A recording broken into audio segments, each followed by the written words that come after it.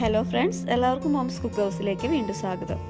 ഇന്ന് ഞാൻ വന്നിട്ടുള്ളത് നൂഡിൽസ് വെച്ച് നല്ല ടേസ്റ്റി ആയിട്ടും വെറൈറ്റി ആയിട്ടുള്ളൊരു റെസിപ്പി ആയിട്ടാണ്. വളരെ പെട്ടെന്ന് തന്നെ ഇത് നമുക്ക് റെഡിയാക്കി എടുക്കാം കേട്ടോ. അപ്പോൾ അതെങ്ങനെയാണെന്ന് നമുക്ക് നോക്കാം. അപ്പോൾ ഇതിനായിട്ട് ഞാൻ ഫസ്റ്റ് നൂഡിൽസ് ആണ് കേട്ടോ റെഡിയാക്കുന്നത്. അതിനായിട്ട് ഞാൻ ഒരു ബൗളിലേക്ക് 1.5 കപ്പ് വെള്ളം ഒഴിച്ചു കൊടുക്കുന്നുണ്ട്. ഈ വെള്ളം ഒന്ന് തിളച്ച് വരുമ്പോഴേക്കും നമുക്കിതിലേക്ക് മാഗി മസാല ചേർത്ത് കൊടുക്കാം. ജസ്റ്റ് ഒന്ന് മിക്സ് ചെയ്തെടുക്കാം. അപ്പോൾ മാഗി ഉണ്ടാക്കാനായിട്ട് എക്സ്പ്ലെയിൻ ചെയ്യേണ്ട കാര്യമൊന്നുമില്ല, എല്ലാ അമ്മമാർക്കും അറിയാൻ പറ്റുമല്ലേ. എന്നാലും ഞാൻ ഈ വീഡിയോക്ക് വേണ്ടി ഒന്ന് എക്സ്പ്ലെയിൻ ചെയ്യാം കേട്ടോ. ഇതിനായിട്ട് ഞാനപ്പോൾ മാഗിയുടെ ചിക്കൻ നൂഡിൽസാണ് ഇട്ട് കൊടുത്തിരിക്കുന്നത്. ഇനി നമുക്കിതിലേക്ക് ഈ നൂഡിൽസ് കൂടെ ഇട്ട് കൊടുക്കാം.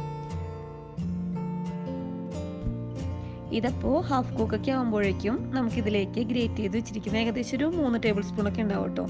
ഈ ക്യാരറ്റ് കൂടെ ഞാൻ ഇതിലേക്ക് ഇട്ട് കൊടുക്കുന്നുണ്ട്. ഒന്നുകൂടെ ഇത് മിക്സ് ചെയ്ത് കൊടുക്കാം. നൂഡിൽസ് ഒത്തിരി വെന്ത് കുഴഞ്ഞു പോകരുത് കേട്ടോ, അത് പ്രത്യേകം ശ്രദ്ധിക്കണം. പാക്കറ്റിൽ വെള്ളത്തിൻ്റെ അളവൊക്കെ കറക്റ്റായിട്ട് മെൻഷൻ ചെയ്തിട്ടുണ്ടാവും കേട്ടോ, അപ്പോൾ അതൊന്ന് ഫോളോ ചെയ്താൽ മതി. എല്ലാ അമ്മമാർക്കും അറിയാൻ പറ്റും, എന്നാലും ഞാൻ പറഞ്ഞതാണ് കേട്ടോ. അപ്പോൾ ഇതിൽ വെള്ളമൊക്കെ വറ്റി വന്നിട്ടുണ്ട്. ഇതാ ഇത്രയും മതി കേട്ടോ. ഇനി നമ്മളിത് ഇറക്കി വയ്ക്കുമ്പോൾ ഒന്നുകൂടെ ഡ്രൈ ആയിക്കോളും. അപ്പോൾ നമുക്കിത് അടുപ്പിൽ നിന്ന് മാറ്റാം. ഇനി നമുക്ക് അടുത്തത് മുട്ടയൊന്ന് ബീറ്റ് ചെയ്തെടുക്കണം. അതുപോലെ തന്നെ മുട്ടയിലേക്ക് ഞാൻ കുറച്ച് ഐറ്റംസും കൂടെ ചെറുതായിട്ടൊന്ന് കട്ട് ചെയ്ത് ചേർക്കുന്നുണ്ട്. അത് നമുക്കൊന്ന് നോക്കാം. ഒരു 3 ടേബിൾ സ്പൂൺ സവാള ഞാൻ ചെറുതായിട്ട് കട്ട് ചെയ്തെടുത്തിട്ടുണ്ട്. തക്കാളി ഒരു ചെറിയ തക്കാളിയുടെ പകുതിയാണ് കേട്ടോ, അത് ഞാൻ ചെറുതായിട്ട് കുരുവൊക്കെ കളഞ്ഞിട്ട് കട്ട് ചെയ്തെടുത്തിട്ടുണ്ട്. ക്യാരറ്റ് ഒരു 3 ടേബിൾ സ്പൂൺ ഉണ്ടാവും, അത് ഞാൻ ഗ്രേറ്റ് ചെയ്തെടുത്തിട്ടുണ്ട്. മല്ലിയില ചെറുതായിട്ട് കട്ട് ചെയ്തെടുത്തിട്ടുണ്ട്. ഇനി ഇതിലേക്ക് ഞാൻ 3 മുട്ടയാണ് എടുത്തിരിക്കുന്നത്. അത് ഞാനൊരു ബൗളിലേക്ക് പൊട്ടിച്ചൊഴിച്ചു കൊടുത്തിട്ടുണ്ട്. ഈ മുട്ടയിലേക്ക് നമുക്ക് കട്ട് ചെയ്ത് വെച്ചിരിക്കുന്ന വെജിറ്റബിൾസ് കൂടെ ഇട്ട് കൊടുക്കാം.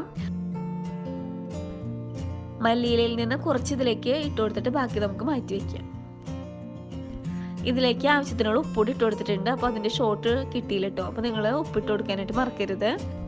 ഇതിലേക്ക് 1/4 ടീസ്പൂൺ കുരുമുളക് പൊടി കൂടെ ചേർത്ത് കൊടുക്കുന്നുണ്ട്. അപ്പോൾ എരിവിനനുസരിച്ച് നിങ്ങൾക്ക് ഇതിലേക്ക് കുരുമുളക് പൊടി ആഡ് ചെയ്ത് കൊടുക്കാം കേട്ടോ. നമുക്കിതൊന്ന് ബീറ്റ് ചെയ്തെടുക്കാം. മുട്ട നന്നായിട്ട് പതഞ്ഞു വരുന്നത് വരെ ബീറ്റ് ചെയ്തെടുക്കാം.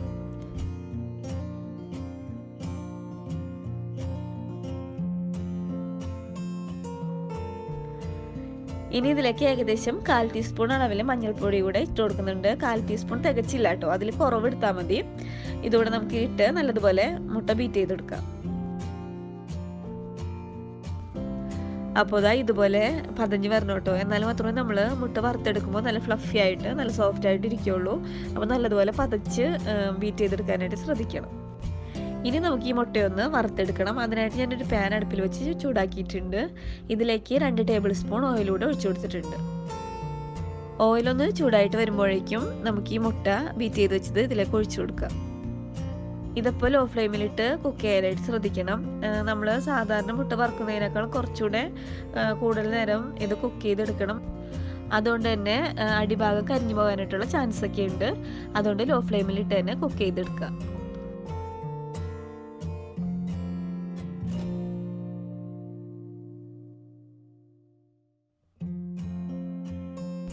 അപ്പോൾ മുട്ടയുടെ മുകൾ ഭാഗം ഡ്രൈ ആയിട്ട് വന്നിട്ടുണ്ട്. ഈ ടൈമിൽ ഞാൻ കുറച്ച് ബട്ടർ ഇതിൻ്റെ മുകളിലൊന്ന് തേച്ച് കൊടുക്കുന്നുണ്ട് കേട്ടോ.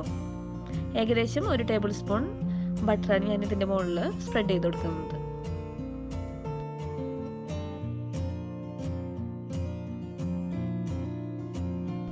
ഇനി നമുക്ക് ഇതിൻ്റെ മുകളിലായിട്ട് നമ്മൾ നേരത്തെ കുക്ക് ചെയ്ത് വെച്ചിരിക്കുന്ന നൂഡിൽസ് കൂടി ഇട്ട് കൊടുക്കാം. ഫുള്ളായിട്ട് സ്പ്രെഡ് ചെയ്ത് കൊടുക്കാം. ഇതിൻ്റെ മുകളിൽ ഞാൻ കുറച്ച് ടൊമാറ്റോ സോസ് കൂടെ ഒന്ന് ഒഴിച്ചു കൊടുക്കുന്നുണ്ട്. ടൊമാറ്റോ സോസ് ഒഴിച്ച് കഴിക്കുന്നതാണ് കൂടുതലും ടേസ്റ്റി ആയിട്ട് എനിക്ക് തോന്നിയിട്ടുള്ളത്. ഇനി നമുക്ക് നമ്മൾ നേരത്തെ കട്ട് ചെയ്ത് മാറ്റി വെച്ചിരിക്കുന്ന മല്ലിയില ഉണ്ടല്ലോ, അത് നമുക്ക് ഇതിൻ്റെ മുകളിലായിട്ടൊന്ന് സ്പ്രെഡ് ചെയ്ത് കൊടുക്കാം. ഇനി നമുക്ക് ദാ ഇതുപോലെ ഒന്ന് ഫോൾഡ് ചെയ്തെടുക്കാം. സൈഡൊക്കെ നല്ലതുപോലെ വിടിയിച്ച് ദാ ഇതുപോലെ ഒന്ന് ഫോൾഡ് ചെയ്യാം.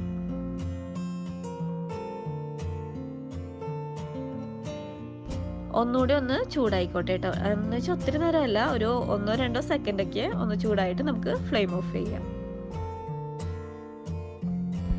വളരെ പെട്ടെന്ന് തന്നെ റെഡിയാക്കാൻ പറ്റിയൊരു നല്ലൊരു റെസിപ്പിയാണ് ഇത്. അപ്പോൾ മുതിർന്നവർക്കോ കുട്ടികൾക്കോ ആർക്ക് വേണമെങ്കിലും ഇത് നമുക്ക് റെഡിയാക്കി കൊടുക്കാം. എല്ലാവർക്കും ഇഷ്ടമാവും. ബ്രേക്ക്ഫാസ്റ്റ് ആയിട്ടോ ഡിന്നറായിട്ടോ ഒക്കെ നമുക്കിത് റെഡിയാക്കി കൊടുക്കാവുന്നതേ ഉള്ളൂ. ഇതപ്പോൾ ഉണ്ടായി കഴിയാനായിട്ട് കാത്തിരിക്കാൻ കേട്ടോ മക്കള്. അപ്പോൾ എനിക്ക് ഫോട്ടോ എടുക്കാൻ പോലും ശരിക്കും പറഞ്ഞത് കിട്ടിയില്ല. എന്നാലും ഞാനൊരു കണക്കിനാണ് ഫോട്ടോ ഒക്കെ എടുത്തിട്ടുള്ളത്. അപ്പോൾ നല്ല ടേസ്റ്റിയാണ്, മക്കൾക്കൊക്കെ ഒത്തിരി ഇഷ്ടമായി. അപ്പോൾ എല്ലാവരും, എല്ലാ അമ്മമാരും ഒന്ന് ട്രൈ ചെയ്ത് നോക്കണം. എന്നിട്ട് ഫീഡ്ബാക്കൊക്കെ എന്നെ അറിയിക്കണം. അപ്പോൾ ഈ വീഡിയോ ഇഷ്ടമായാൽ ലൈക്ക് ചെയ്യുക, ഷെയർ ചെയ്യുക, സബ്സ്ക്രൈബ് ചെയ്യുക. Okay bye, thank you.